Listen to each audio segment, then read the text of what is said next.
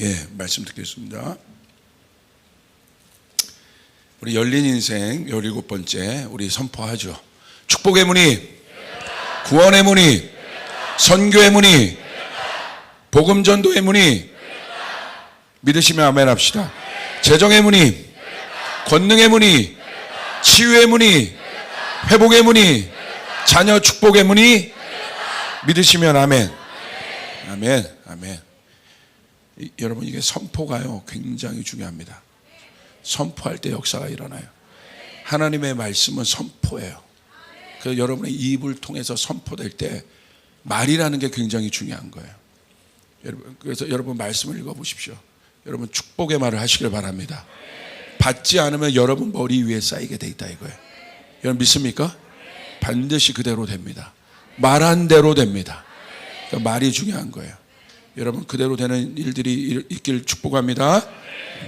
오늘 제목은 안식, 마음의 짐의 해결, 가로하고 노동을 위한 쉼인가, 쉼을 위한 노동인가. 안식, 마음의 짐의 해결, 가로하고 노동을 위한 쉼인가, 쉼을 위한 노동인가 라는 제목으로 말씀 나누겠습니다. 마태복음 11장 28절 30절 우리 한 목소리로 읽겠습니다. 시작. 수고하고 무거운 짐진 자들아 다 내게로 오라. 내가 너희를 쉬게 하리라. 나는 마음이 온유하고 겸손하니 나의 멍에를 메고 내게 배우라. 그리하면 너의 마음이 쉼을 얻으리니 이는 내 멍에는 쉽고 내 짐은 가벼움이라 하시니라. 구원받은 우리들은 우리의 일상에서 반드시 승리를 해야 합니다. 여러분 성공이 여러분의 목표가 아니라 승리가 여러분의 목표입니다. 여러분 승리해야 합니다. 그래서 승리하는 삶을 살려면요 몇 가지 원리가 있는데 우리의 승리를 가로막는 승리하는 삶, 승리하는 신앙을 가로막는 여러 가지 일들 중에 오늘은 마음의 짐에 대해서 여러분과 좀 말씀을 나누겠습니다. 오늘 본문 말씀을 보니까요 예수님의 눈에 비친 사람의 모습은 어떤 모습이었냐. 참 이게 이 문장이 참 마음에 와닿았어요. 무거운 짐을 지고 있는 모습이었어요. 그러니까 예수님이 이 땅에 오셔서 우리를 바라보셨는데 어떻게 바라보셨느냐. 무거운 짐들을 다 지고 있구나. 그렇게 예수님이 바라보고 계셨다는 거예요. 그래서 예수님의 표현 중에 이 무거운 짐이라는 표현은 어떤 상태입니까? 그냥 짐이 아니라 무거운 짐, 과중의 상태를 말합니다. 과중은 여러분 무엇입니까? 자신이 감당할 수 없는 용량을 초과한 상태, 이것이 과중이라고 해요. 그러니까 무거운 짐이라는 것은 바로 과중의 상태를 말하는 거죠. 예수님 사람들을 보니까 자신의 용량이 감당할 수 없는 그 과중의 짐들을 이렇게 지고 허덕이는 모습을 예수님 보신 것입니다. 원래의 뜻은 이 무거운 짐은 이 원문의 뜻은 뭘 말하냐면 영적 근심을 말합니다. 영적 근심이란 보여지는 근심이 아니라 마음의 근심을 말합니다. 마음이 담아낼 수 없는 근심이 바로 과중된 상태, 그게 바로 수고하고 무거운 짐진 자들에 대한 예수님의 비유죠. 여러분 잘 한번 여러분 생각해 보시길 바랍니다. 여러분의 마음에 짐이 지금 있으십니까? 그 짐이 뭐예요? 근심이에요, 근심. 여러분의 마음에 근심이 있습니까? 만약에 있다면 몇 킬로입니까? 오늘 그 영적 근심, 마음의 근심이 있는 분들 오늘 예수님 만나시길 바랍니다. 해결되시길 바랍니다. 자, 짐이 용량을 초과해 과중이 되면 나타난 현상이 뭔지 아십니까? 멈추게 돼요. 멈춤은 성경적인 의미에서 보면 멈춤은 사망을 얘기하는 거예요. 생명력이 없는 것은 멈춰요. 생명력이 있는 것은 움직여요. 결국 여러분 생명력을 잃게 되면 멈추게 되는 것이죠. 그러니까 과중된 상태가, 마음의 근심이 과중된 상태가 위험한 이유가 뭐냐면 멈추게 된다는 거예요. 아무것도 할 수 없는 상태가 됩니다. 하중에 계속 짓눌려 있는 상태가 됩니다. 생각의 근심이 늪이 되어 그 속으로 침체되어 빠져들게 됩니다. 혹시 그런 분들이 있다고 한다면 오늘 예수님 만나시길 바랍니다. 자, 이런 사람들 가운데 나타나는 현상이 뭐냐면, 영적 현상은 뭐냐면, 그 마음의 근심이 과중되면 멈춘다고 그랬잖아요. 왜 멈추게 되느냐? 분별력이 없어지기 때문에 멈추게 되는 거예요. 분별력이 없어지니 버려야 할 것과 버리지 말아야 할 것들이 구분되지 않습니다. 버려야 할 생각과 감정이 구분되지 않고 계속 쌓아지게 되는 것이에요. 그러니까 좋은 것을 쌓아야죠. 버려야 될 것들은 버려야 되는 것이거든요. 분별력을 잃으면 그게 구분이 안 된 상태로 계속 쌓아두기만 한 상태가 되는 것입니다. 여러분, 복잡한 방을 한번 생각해 보세요. 청소할 염두가 나지 않지 않습니까? 건들 수가 없어요. 이 상태가 되면 모든 것이 멈추게 됩니다. 일상생활을 할 수 없게 되는 거예요. 우리의 마음의 방도 마찬가지예요. 쌓아두다 보면 버려야 되는데 버려야 될 것들을 쌓아두게 되면 어떻게 됩니까? 이 방이 쓰레기장이 되는 것입니다. 그럼 아무것도 할 수 없는 것이에요. 그래서 성경은 결국 생각과 마음을 지키지 못한 사람의 마음은 근심의 짐이 되어 쌓여 있다고 우리에게 표현하는데, 잠언 4장 23절에 이렇게 기록된 말씀이 있습니다. 우리 같이 한번 보겠습니다. 시작. 모든 지킬 만한 것 중에 더욱 내 마음을 지키라. 생명의 근원이 이에서 남이니라. 오늘 이 문제가 해결되길 바랍니다. 그런데 여러분, 이 말씀이 재미있어요. 마음을 지키는 일을 하늘의 지혜와 연결하고 있다는 거예요. 이게 무슨 상관관계일까? 잠언은 지혜서 아니겠습니까? 솔로몬이 마음을 지키는 것이 왜 이 하늘의 지혜, 잠언과 연결되어서 이렇게 소개하고 있는지 한번 좀 제가 보길 원합니다. 혹시 PPT 한번 띄워주시길 바라요. 하늘의 지혜가 있습니다. 이 하늘의 지혜, 이건 잠언입니다. 지혜는 뭐냐면요, 하나님을 경외하는 것이 지혜입니다. 그것이 지혜의 근본이라고 나와 있는 거예요. 그럼 하나님을 경외한다는 것이 구체적으로 뭘 말하겠어요? 추상적으로 막 하나님 사랑합니다 뭐 이럴 수도 있는데, 하나님을 구체적으로 경외하는 것은요, 삶을 얘기하는 거예요. 우리의 전부를 얘기하는 거예요. 하나님을 경외한다는 것은요, 여러분, 하나님의 말씀을 지키는 것이라는 거예요. 할렐루야. 그것이 하나님의 말씀, 하나님을 경외하는 사람인 거예요. 하나님의 말씀을 지키는 것. 누가 하나님의 말씀을 지킬 수 있어요? 하나님의 말씀을 듣는 사람. 하나님의 말씀을 듣게 되면 어떤 일이 생깁니까? 마음 안에 뭐가 생겨요? 기준이 생겨요. 그래서 하나님의 말씀을 뭐라고 해요? 캐논이라고 해요. 기준이라고 얘기하는 거예요. 기준은 뭐예요? 분별의 근거입니다. 그래서 하나님의 말씀을 지키는 사람, 하나님의 말씀을 듣는 사람, 그것이 바로 하나님을 경외하는 사람이고, 그 사람의 뭐가 생겨요? 기준이 세워져요. 기준이 세워질 때 뭐가 있습니까? 분별을 할 수 있게 돼요.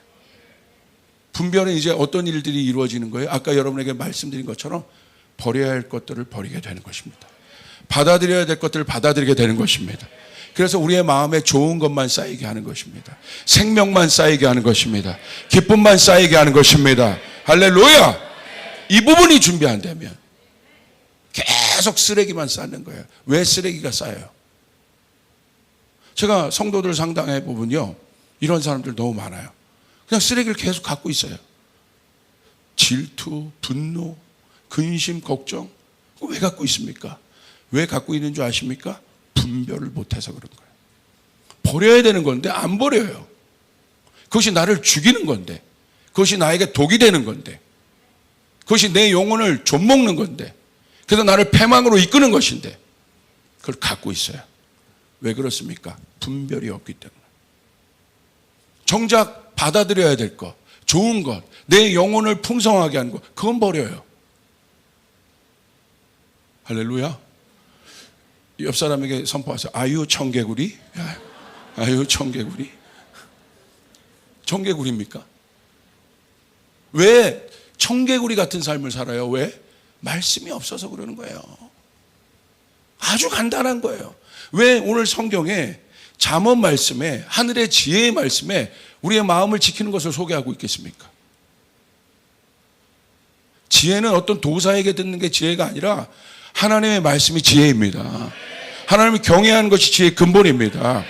말씀대로 살면, 말씀을 들으면 뭐가 생기냐면 우리 안에 기준이 생기고, 그러면 분별할 수 있게 돼요. 분별하면 승리하게 되는 겁니다. 여러분 믿으시면 아멘 합시다. 자, 보세요. 어떤 부자가 자기 재산을 지키기 위해 높은 담을 위를 철조망으로 두르고, 그것도 안심이 안 되어 감시 카메라를 여기저기 설치했습니다. 그리고 대문도 2중 3중으로 해서 도적이 얼씬도 못하도록 했습니다. 그래도 불안해서 자기만 열 수 있는 비밀 금고에 금은 보화를 넣어두고 철저하게 재산을 지켰습니다. 지킨 거잖아요. 그런데요, 아들 하나를 잘 지키지 못해서 그 아들이 사고를 쳐 그 재산을 다 홀랑 잃어버렸어. 무슨 소용이냐 이거예요. 자기가 그렇게 열심히 지켰는데 아들 하나를 관리 못해서 그 아들이 그 사람의 재산을 다 날려버렸다면 그 사람은 잘 지킨 겁니까? 못 지킨 겁니까? 어리석은 것이죠. 이건 실제 있었던 사건이죠. 미국의 모 대통령이, 학식이 있고 재산, 권력 모든 것을 가진 대통령이 백악관에서 근무하는 여직원 하나를 관리를 못해서 어떻게 됐습니까? 무너졌지 않습니까? 큰 거에 무너진 거예요? 작은 거. 거기서 무너진 거예요. 그가 갖고 있던 학식, 그가 갖고 있던 재산, 그가 갖고 있던 권력이 그 사람을 디펜스 했습니까? 못했어요. 마음을 지키지 못한 거예요. 그 생각이 왔을 때 분별이 있었다면, 하나님의 말씀이 있었다면 쳐냈을 거예요. 마음에 두지 않았을 거예요. 근데 그것을 계속 마음에 둔 거죠. 어떻게 됐습니까? 망하게 된 것입니다. 너무나 실제적인 것이에요. 그래서 솔로몬은 승리하는 인생을 사는 지혜의 비결이 마음을 지키는 것이라고 했습니다. 생명의 근원이 마음에서 나옵니다. 할렐루야. 그것은 바로 하나님을 경외하는 삶, 말씀을 듣고 순종하는 삶입니다. 그러므로 여러분, 이제 우리는 정리해 봐야 돼요. 여러분 어디에 노출되고 있습니까? 우리의 고민은 여기에요. 우리의 일상의 삶이 하나님의 말씀뿐만이 아니라 다양하게 여러 상황 가운데 우리의 삶이 노출되어 있지 않습니까? 사단의 영향력에도 노출되어 있지 않습니까? 믿는 좋은 성도들과의 관계도 내가 노출되어 있지만 나를 괴롭게 하고 힘들게 하고 아픈 말을 하는 사람도 있잖아요. 그런 사람에게도 내가 노출되어 있지 않습니까? 여러분 어떻게 이 상황들을 이기고 계십니까?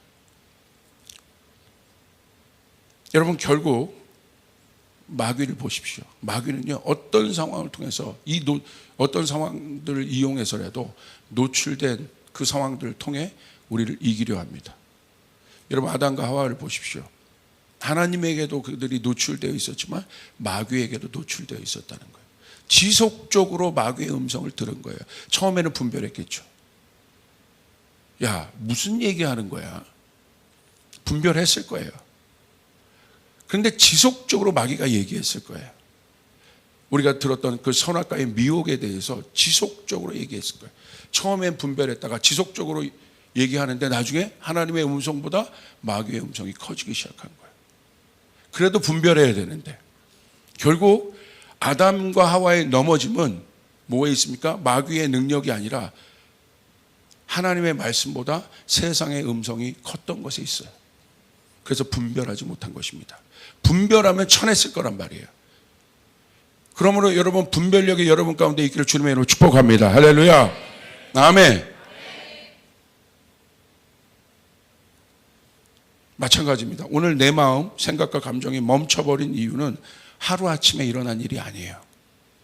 갑자기 여러분 오늘 엄청나게 신앙생활 잘하는데 갑자기 내일 내가 와르륵 무너지는 것이 아니라 오늘 무너짐의 직전에 있는 분들은 오랫동안 뭔가 노출되어 있는 거야. 하나님의 말씀과 예배와 기도가 아니라 세상의 소리, 마귀의 소리, 좋지 않은 소리, 내 영혼을 좀먹는 소리에 계속 노출되어 온 거예요. 그런데 문제는 노출될 수 있다는 거예요. 인정하자는 거예요. 인정해야 된다는 거예요. 우리가 세상 속에 있으니까. 그런데 그것을 분별해내는 분별력이 없어졌다. 왜 그렇습니까? 말씀이 무너져 있고 기도가 무너져 있으니까.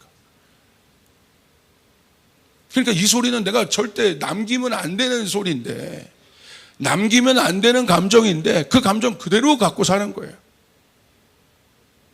어저께 내가 막 믿음 생활 잘했어요. 그리고 막 하나님 앞에 기도하고 금요 예배 때 막 은혜 받았어.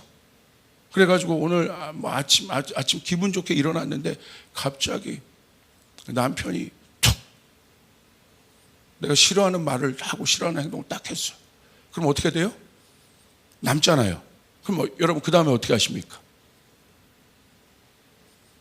왜 그것을 남깁니까? 분별해서 버려야 되는 거예요. 할렐루야. 하루 종일 그것 때문에 이제 안 버리면요, 처리를 안 하면 어떻게 돼요? 그곳에 사로잡히게 되는 거예요. 목사님 왜 맨날 남자들이 얘기합니다. 남편만 그런 얘기. 우리 여자 집사님들도 마찬가지죠. 우리 남편 집사님들, 남자 집사님이 열심히 생활하고 정말 내가 믿음 생활을 해보겠다고 했는데,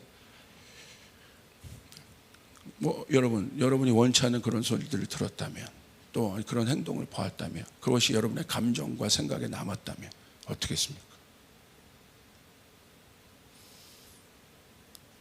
캐나다의 유명한 대형 교회들을, 영향력이 있는 교회들을 연합한 한 목사님이 계세요. 이집트계 캐나다의 목사님이 계세요.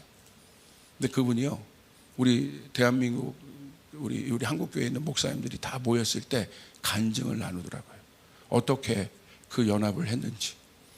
하나님 마음 주셔서 캐나다 교회가 연합을 해야 되는데 참 이게 연합이 안 되는 걸 보고 마음이 아픈 거예요. 그래서 그 영향력 있는 목사님들 찾아간 거예요. 찾아갔더니 의외의 얘기를 하는 거예요. 그 어마어마한 영향력 있는 목사님들이요, A교회와 B교회가 하나가 돼야 되는데 하나가 왜 못 되냐면요, 옛날에 B교회에 어떤 집회를 하는데 A교회 목사님이 전문가인데 A교회 목사님이 오셔야 되는데 이 B교회 목사님, A교회 목사님을 초청 안 한 거예요. 20년 전에. 그거를 갖고 있었던 거예요. 하나님의 빛이 비추니까 그것을 그때 고백하는 거예요. 사실은 성령이 하신 거죠. 25년 동안, 20년 넘게 그것을 마음에 갖고 있었던 거예요. 그래서 이 사람이 깜짝 놀란 거예요. 그래서 그 마음을 가지고 A교회 목사님에게 찾아가서 사실은 이런 이유로 해서 마음이 어려우셨었다고 합니다. 그때 그 A교회 목사님도 깜짝 놀라고, 그래서 두 분이 만나서 화해하는 일들이 일어났어요. 그래서 연합되는 일들이 일어났어요. 할렐루야. 25년간을 마음에 품고 있었다는 거예요. 버려야 되는데. 여러분, 승리하시려면 버려야 돼요. 할렐루야. 우리 옆 사람에게 우리 선포합니다. 버려야 산다.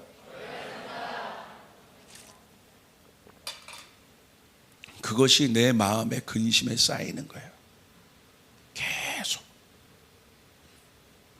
섭섭해지고, 섭섭함이 나중에 무감각함이 되고, 무감각해진 그 마음들이 분노가 되고, 계속 변형 바이러스처럼 변하는 것이 내 삶을 장악하는 것입니다.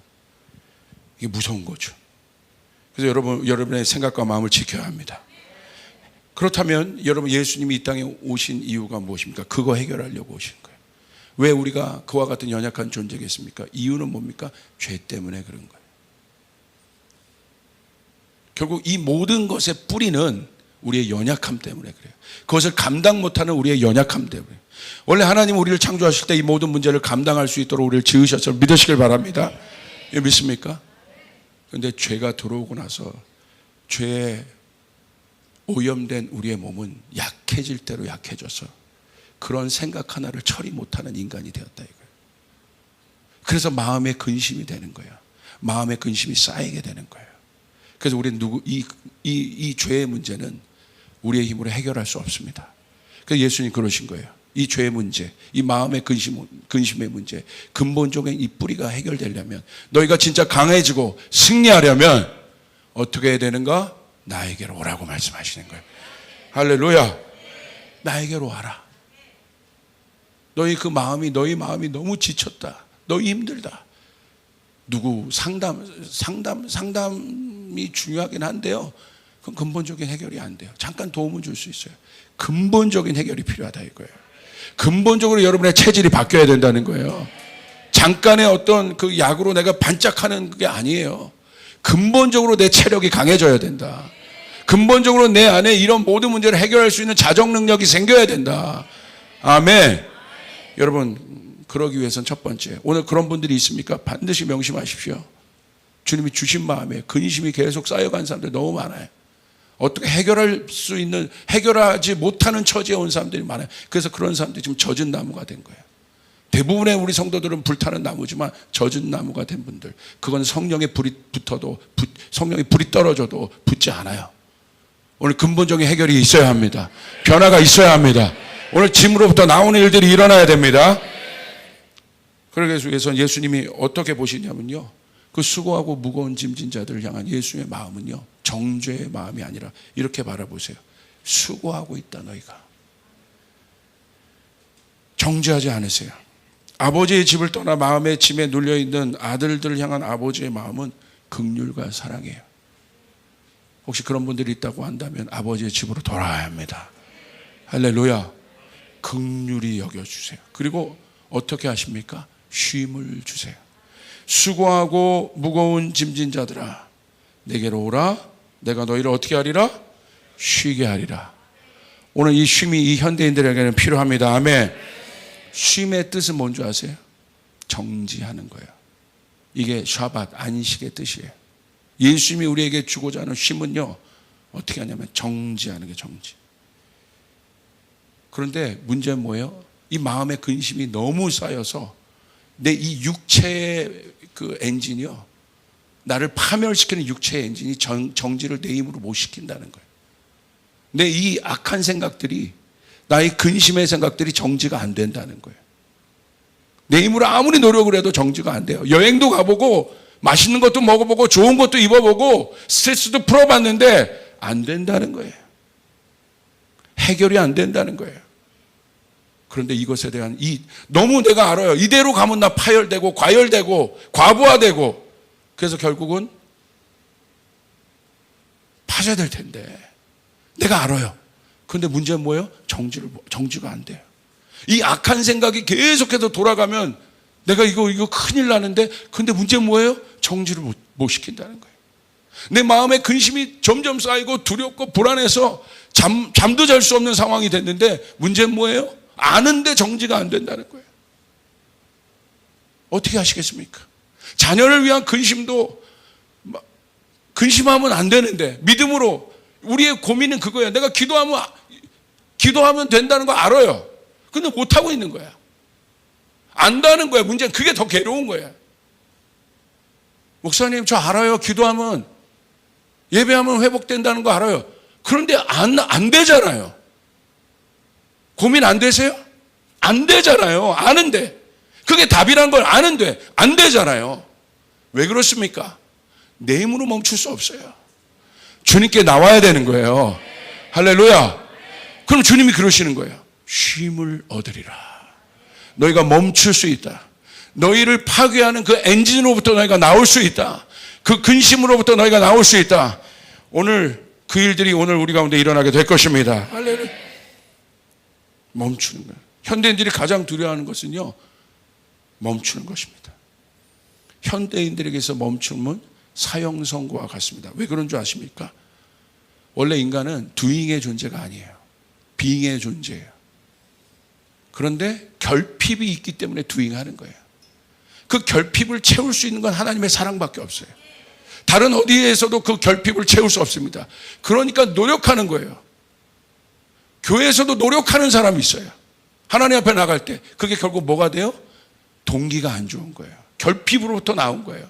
은혜로부터 나온 것이 아니라. 그래서 뭐가 됩니까? 그 노력하는 사람들이 제일 무서운 사람들이에요. 사실은 교회에서 결정적인 순간에 자기 이야기합니다. 그래서 그 사람들 뭐라고 해요? 자기 의라고 얘기해요. 어디로부터 나온 것입니까? 결핍으로부터 나온 것이, 은혜로부터 나온 것이 아니라. 이게 중요한 거예요. 여러분은 은혜 받은 존재라는 사실 아시길 바랍니다. 그래서 여러분 멈추지 못하면 어떻게 되는 줄 아십니까? 이게 문제예요. 급발진해요. 이게 문제더라고요. 그냥 어느 정도 막 살아가. 힘들어도 모르겠어 막 살아가. 근데 이거 해결이 안 되잖아요. 결정적인 타이밍에 급발진이 나옵니다. 급발진은요, 영어로 sudden unintended acceleration이에요. 갑자기 내가 알지 못하는 상황에서 그냥 가속 페달이 밟혀진 상태가 급발진이에요. 제가 사전을 찾아봤어요. 운전자의 의도와 상관없이 차량이 급가속하는 현상, 스로틀을 끝까지 개방한 상태래요. 그게 급발진이에요. 오늘 이런 사람들이 제일 무서운 사람들이에요. 현대인들 중에. 여러분 가끔 급발진 하실 때가 있습니까? 이거 깜짝 놀라요. 먹는 걸로 급발진하는 깜짝 놀라요. 왜 이러지? 감정도 마찬가지야. 어느 순간 나도 모르게 컨트롤이 안 돼. 훅 급발진해.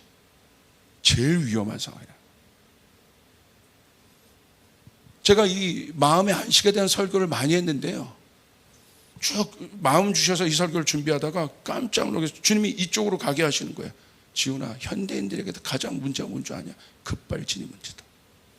제어가 급발진하게 되면 반드시 실수합니다. 그래서 그 결과는 처참해집니다. 여러분 급발진 사고 보십시오. 어떻게 됩니까? 컨트롤이 안 된다고.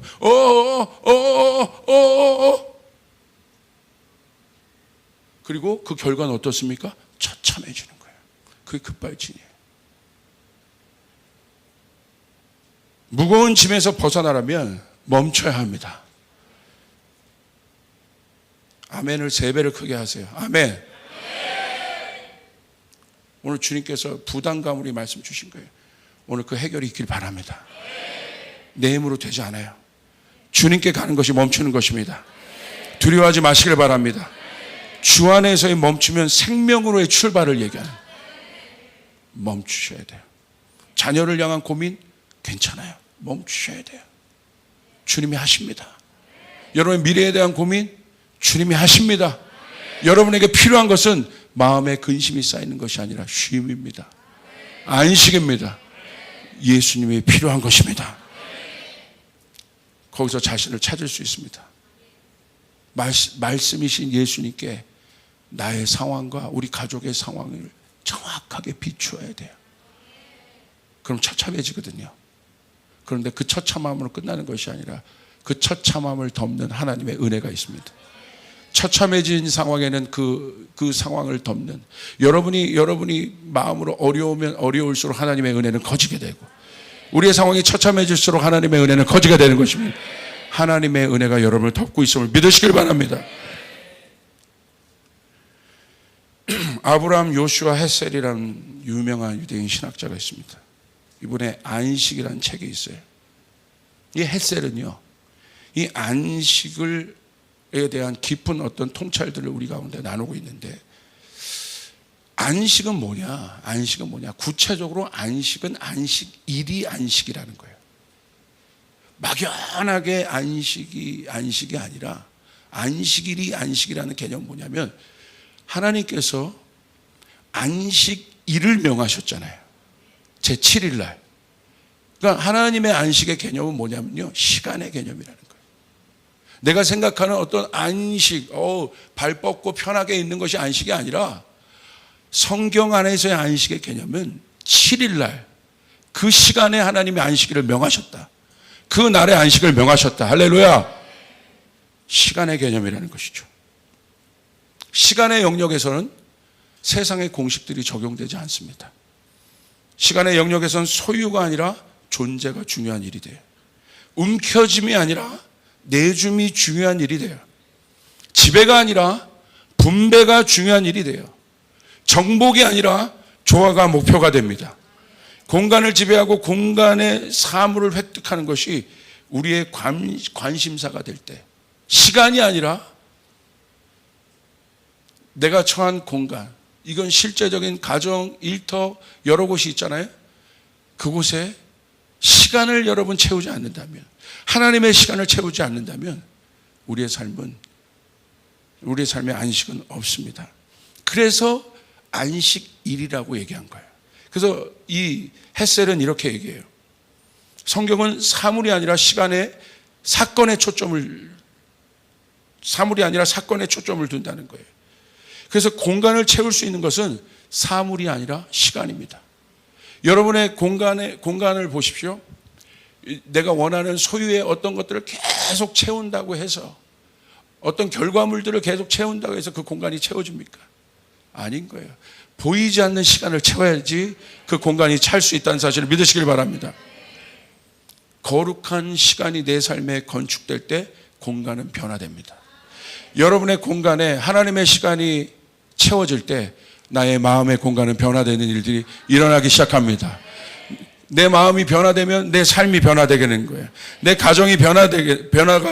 가정에서 변화가 일어나게 되는 것입니다. 그래서 헷셀은 안식을 시간의 건축술이라고 얘기했습니다. 기가 막혀요. 하나님의 시간 안에서 안식하고 있는 분들은 결국 우리가 생각하는 세상의 안식이 아니라 시간의 건축술, 여러분 안에 하나님의 시간들이 세워지고 있다는 사실을 믿으시길 바랍니다. 그러면 내 공간이 바뀌는 거예요. 변화가 일어나는 것입니다. 할렐루야. 그래서 헷셀은 창세기에 이런 얘기를 합니다. 하나님이 거룩이라는 단어를 딱 한 번 써요. 거룩이 끝나는 거거든요. 거룩이 우리의 존재의 마지막 목표거든요. 하나님이 거룩하시잖아요. 우리도 거룩하라고 했으니까. 그 거룩을 언제 쓰는 줄 아십니까? 창세기에 딱 한 번 쓰는데 안식일 날 쓰세요. 그날을 거룩하게 하라. 여러분, 주님의 시간에 멈춰야 됩니다. 할렐루야. 또 이런 얘기를 합니다. 안식일의 쉼은 노동을 위한 쉼이 아니라는 거예요. 제가 질문하겠습니다. 우리가 이해하는 안식은 지극히 행위적이에요. 다음번의 일을 위한 재충전의 개념이에요. 그것이 우리가 생각하는 안식이에요. 잘못된 거라는 거예요. 안식일은 인간 노동의 효율성을 높이기 위한 휴식이 아니라고 그는 강조해요. 맞아요. 헷갈리기 시작하죠? 효율성을 위해서, 그 다음 일을 내가 할 수 있는 효율성을 위해서 내가 쉬는 것이 재충전되는 것이 대부분의 사람들이 생각하는 안식입니다. 그런데 잘못된 개념이라는 거예요. 왜냐? 헷셀은 존재적으로 우리의 안식을 풀어갑니다. 안식일은요, 잘 보세요. 왜 그러냐면, 여러분 오늘 제목 나와 있죠? 노동을 위해서 내가 쉬는 것인가? 이게 아니라는 거예요. 쉼을 위해서 내가 노동하는 것인가? 이게 맞다는 거예요. 다시요? 내가 노동을 하기 위해서 재충전해서 내가 쉬는 것인가? 아니라는 거예요. 내가 왜 일을 하는가? 쉬기 위해 일한다는 거예요. 왜냐하면 우리의 존재 자체가 노동용 인간이 아니라는 거예요. 우리는 하나님의 형상입니다. 할렐루야. 우리의 마지막 목표는 뭐예요? 안식에 있다는 거예요. 그러면서 헷셀은 안식을 뭘로 얘기하느냐? 천국이라고 얘기해요. 궁극적인 절정. 우리의 모든 것이 해결되는 안식. 그러므로 여러분은 노동을 위해 사는 것이 아니라 안식을 위해 사는 존재임을 믿으시길 바랍니다. 할렐루야. 아멘. 우리 옆 사람에게 선포해요. 당신은 노동을 위해 사는 존재가 아니라 안식을 위해 사는 존재입니다. 그게 우리 존재라는 사실을 믿으시길 바랍니다. 궁극적인 안식은 어디에 있어요? 천국이라는 거예요. 그것이 우리의 목표가 되어야 되는 것이에요. 노동이 여러분의 목표가 아닌 것이에요. 일이 여러분의 목표가 아닌 것이에요. 우리의 궁극적인 목표는 안식인 것입니다. 영원한 쉼인 것입니다. 할렐루야. 오늘 이 개념이 깨지는 일들이 일어날지어다. 그래야 멈출 수 있어요. 재충전의 개념이 아니라는 거예요. 그래야지 우리는 안식일을 거룩하게 지킬 수 있는 거예요. 그래야 내 삶이 바뀌어질 수 있는 거예요. 여러분, 등산하는 사람의 목적은 빠른 시간에 고지를 찍고 내려오는 게 등산이 아니에요. 한국 사람은 이게 뭐 그렇게 하는 거예요. 밑에서부터 막 뭐 누구랑 싸워요? 막 올라가는 거예요. 뭐 제주 오름 이런 데 가보면 얼마나 아름답습니까? 올라가면서 자연을 좀 보라는 거예요. 산이 주는 메시지를 좀 들으라는 거예요. 오름이 주는 메시지를 들어야 되는데 다 어떻게 해요? 전투적으로 올라. 그리고 찍고 가자 바로 내려오는. 여러분, 한국인들 보세요. 전 세계 민족 중에 유럽 3개국을 4일 만에 도를 수 있는 민족은 한국밖에 없어. 뭐가 목적이에요? 그 갔다 오면 이제 피곤하다는 거야. 원래 한국인들이요 안 그랬어요. 멈출 줄 아는 민족이에요, 한국이. 근데 언제부터 그랬어요? 경제가 우리의 삶의 우선순위 되면서. 새마을운동 때부터. 쉼은 사치인 겁니다. 그래서 달려왔어요. 어느 정도 성과를 이루었어요. 그런데 지금 그 부작용들이 일어나는 거예요. 원래 한국은요 빨리빨리 문화가 없었어요. 역사를 보세요. 선비들의 문화입니다. 풍류를 아는 민족이에요. 그래서 누가 급하게 가요? 상놈들이. 어허. 그건 어떤 뭐 채통 그런 게 아니라 어떤 선비의 자존심인 거예요. 급해도 나는 그렇게 먹지 않아. 급해도 나는 그렇게 거지같이 먹지 않아. 같은 음식을 먹어도 난 그렇게 하지 않아. 이게 한국인이에요. 근데 지금 어떻습니까? 급한 거야. 자녀 교육도 급하고 모두 급하고 하나님 만나는 것도 급하고. 왜 그렇습니까? 다른 엔진이 돌아가고 있다는 거예요. 마음의 근심이 해결되지 않고 있다는 거예요. 그러니까 뭔가 이루어도 불안한 거예요. 이것을 해결할 수 있는 분은 주님밖에 없다는 거예요. 할렐루야. 주님이 말씀하시는 거예요. 내가 너에게 안식을 주겠노라. 쉼을 주겠노라. 할렐루야. 그래서 주님이 그 다음 단계 어떻게 얘기하십니까? 마태복음 11장 29절 30절 우리 같이 한번 읽겠습니다. 시작. 나는 마음이 온유하고 겸손하니 나의 멍에를 메고 내게 배우라. 그리하면 너의 마음이 쉼을 얻으리니 이는 내 멍에는 쉽고 내 짐은 가벼움이라 하시니라. 자, 여기 아주 그 전까지만 우리가 많이 설교를 들었는데 29절 30절이 해결책이죠. 짐이 없다는 것이 아니라 짐을 진다는 거예요. 그런데 예전처럼 무겁지 않으리라. 가벼우리라. 할렐루야. 어떻게? 내 멍에를 져라. 멍에는 무엇입니까? 짐을 운반하는 가축들에게 씌이는 것이 멍에 아니에요. 그래서 멍에가 씌워지면 어떻게 돼요? 내 마음대로 할 수 없는 거예요. 이 멍에는 하나님의 말씀입니다. 내 뜻대로 사는 게 아닙니다. 할렐루야. 그래서 가벼운 거예요. 멍에가 없으니까 불편한 거예요. 나중에 무거워지는 거예요. 내 뜻대로 하고 받아들여야 될 것 내가 기준이 되어버리니까 분별이 안 되는 거죠. 하나님의 말씀이 분명히 있는데도 분별이 안 되는 거죠. 내 자녀에게 분별되지 않은 것들을 넣어버리고 있는 거죠. 그래서 자녀가 무거운 거예요. 지금 영원한 것들을 줄 수 있어야 돼요. 할렐루야. 멍에를 메라. 멍에를 메라. 그러면 내 짐이 가벼우리라. 내 멍에는 쉽다. 여러분, 하나님의 말씀이 어렵고 하나님의 말씀이 읽는 것이 부담된다고 하는 것이 여러분의 감정이 아니고요, 악한 영이 역사하는 거란 말이에요. 예배를 싫어하고 예배 드릴 때 여러분 기쁨이 없게 하고 뭔가 지겨운 마음을 주는 걸, 예배를 싫어하는 게 누구겠어요? 나입니까? 마귀가 예배를 싫어하는 것이에요. 내가 하나님 만나는 걸 싫어하는 거예요. 내가 말씀 보는 걸 싫어하는 존재는 마귀밖에 없음을 여러분 믿으시길 바랍니다. 할렐루야. 나서는 예수 이름을 명하노니 경관진이 오늘 깨질지어다. 말씀을 사랑해야 되는 거예요.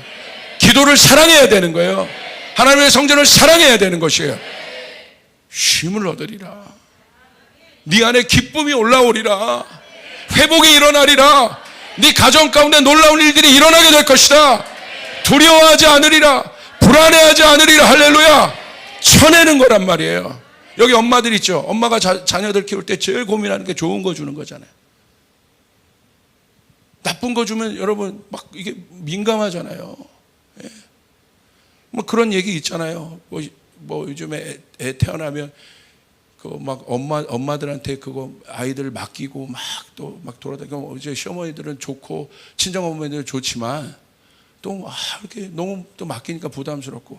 그래서 여러분, 어떤 사람이 제가 이제 뭐 제가 아니라 어떤 꿀팁을 드리면, 애 엄마 앞에서 할머니가 입에 넣었던 거 한번 아이 먹여보라는 거지. 자, 이제 이게 맘마 먹자 하면서 그래서 그대로. 옛날에 할머니들 다 그랬잖아요. 다시는 안 맡길 거라는 거야. 할렐루야. 농담으로 얘기하지만 민감한 거잖아요. 여러분, 주님은 여러분에게 좋은 것들만 주시는 분이에요. 주님은 여러분에게 기쁨을 주시길 원하는 분이에요. 할렐루야. 여러분 믿습니까? 그러고 계십니다. 감당할 수 있게 하신다. 하나님의 말씀. 여러분, 짐이 없는 것이 아니라 짐이 있습니다. 내 인생의 문제도 짐이 될 수 있고, 비전도 짐이 될 수 있고, 이 짐은 어려운 짐이 아니라는 거예요. 내 자녀도 짐이 될 수 있어요. 모든 것이 짐이 될 수 있는데, 오늘 주님이 말씀하신 것은 감당할 수 있게 해주겠다. 내 멍에를 메라. 그럼 네 짐이 가벼우리라. 여러분 믿으시길 바랍니다. 어떤 교수가 질문을 합니다. 물잔을 들고 이런 질문해요. 물의 무게를 묻습니다. 여기 물이 있거든요. 여러분에게도 물어볼게요. 이 무게가 어느 정도 될 것 같습니까? 어떤 사람이 200g, 뭐 100g, 50g 이렇게 얘기합니다. 물잔의 무게를 각자가 말해요. 그런데 교수가 강조하고 싶은 것은 물에 담긴, 이 컵에 담긴 물잔의 무게가 아니라, 교수가 강조하고 싶은 것은 그것이 우리 안에 문제라면 어떤 사람은 200g, 300g, 500g 이렇게 생각할 수 있다는 거예요.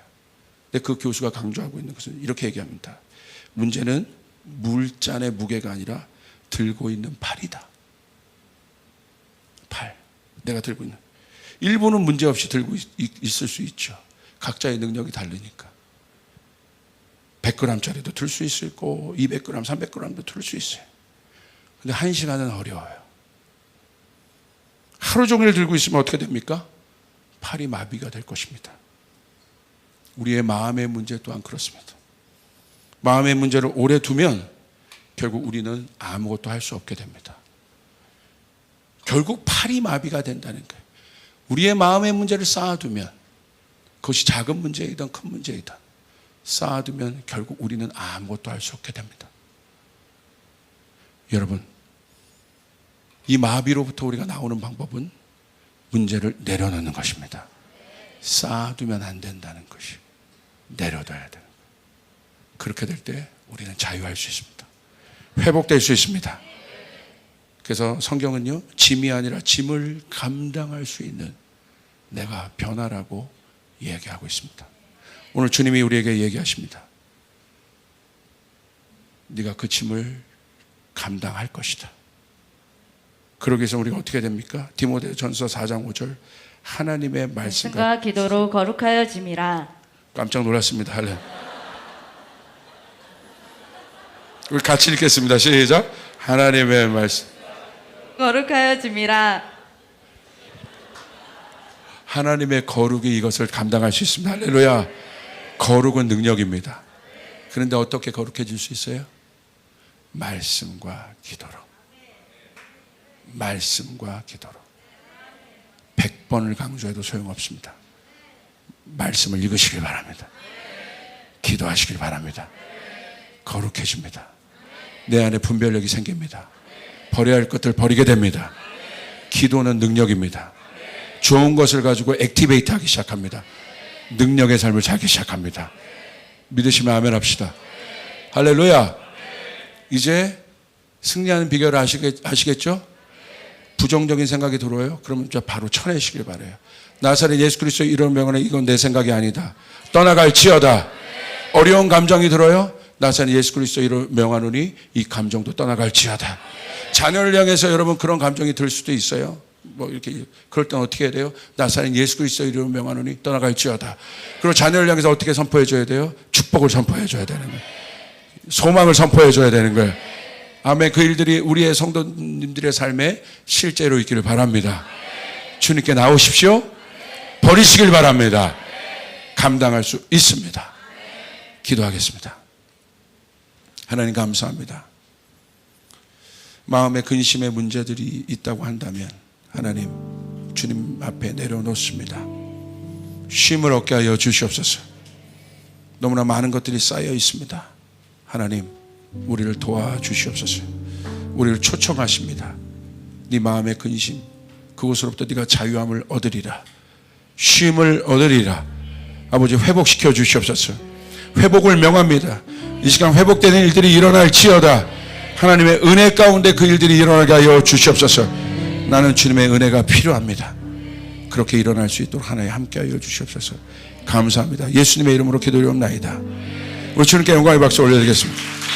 자리에서 일어나겠습니다.